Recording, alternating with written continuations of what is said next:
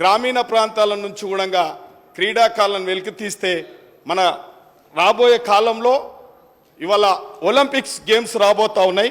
అప్పటి వరకు మంచి ఆలోచన, ఈ ఇన్ఫ్రాస్ట్రక్చర్ అంతా మండల స్థాయిలో నుంచి ఈ క్రీడలను ప్రోత్సహించినట్లయితే, మినీ స్టేడియాలు కట్టినట్లయితే, రాష్ట్ర ముఖ్యమంత్రి వాళ్ళతో కూడా నేను కూడా 2 సార్లు 3 నెలల సంది 4 నెలల సంది నేను వారితో అభ్యర్థిస్తా ఉన్నా.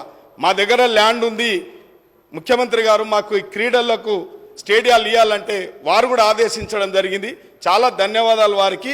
2 మండలాల్లో మా నియోజకవర్గంలో కూడా భూమి అవైలబుల్ ఉంది కాబట్టి తప్పకుండా ఈ మినీ స్టేడియాలు ఇచ్చినట్టయితే క్రీడాకారులను ఆదుకున్న వాళ్ళైతాం, క్రీడాకారులను ప్రోత్సహించిన వాళ్ళైతాం.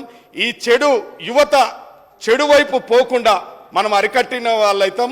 ఇవాళ స్పోర్ట్స్కు నిజంగానే కోచర్స్ను కూడా పెట్టవలసిన బాధ్యత ఉంది. గ్రామీణ స్థాయిలో పాఠశాలల్లో కూడా గతంలో ప్రభుత్వాలు కూడా వారు కూడా ప్రయత్నం చేసిరు క్రీడా ప్రాంగణం అని చెప్పి, కొద్దిగా అది నిర్లక్ష్యం చేసిరు. ఆ క్రీడా ప్రాంగణాలు కట్టిగని కోచర్స్ అన్న పెట్టి, పీటీ మాస్టర్లన్న చక్కగా పెట్టన్న ఆ యొక్క క్రీడలు ప్రోత్సహించినట్లయితే కొద్దిగా బాగా జరిగేది. అది నిరుపయోగంగా మారుతున్నాయి. కాబట్టి ఇప్పుడు తీసుకున్న ఏదైతే నిన్ననే ఒక మంచి కార్యక్రమం, స్కిల్ ఇండస్ట్రీ కూడా ఒక మంచి స్కిల్ యూనివర్సిటీ కూడా ఏర్పాటు చేయడం, క్రీడలను ఏర్పాటు చేయడం చాలా మంచి సందేశం పోతుంది ప్రజలకు, యువతకు ఒక మంచి సమాచారం పోతుంది. కాబట్టి మా నియోజకవర్గంలో కూడా రాష్ట్ర ముఖ్యమంత్రి వాళ్ళని ఇదే సభలో విజ్ఞప్తి చేస్తా ఉన్నా.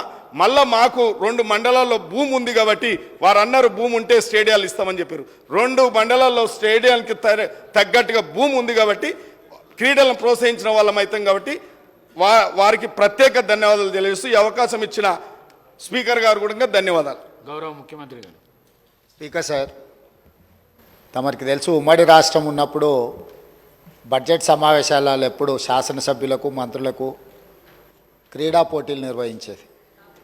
అదేవిధంగా వివిధ కళలకు సంబంధించి కళాకారులుగా శాసనసభ్యులు మంత్రులు పర్ఫామ్ చేయడానికి కూడా అప్పుడు కార్యక్రమాలు తీసుకునేది.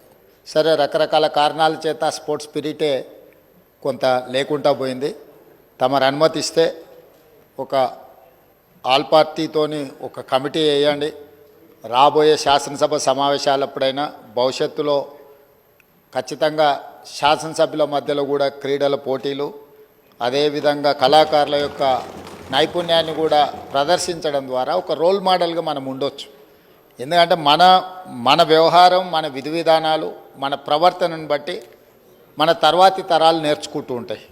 ప్రజాప్రతినిధులుగా ప్రజలకు ఆదర్శంగా నిలబడి, ప్రజలు ముఖ్యంగా విద్యార్థులు మనల్ని నిశితంగా గమనిస్తూ ఉంటారు.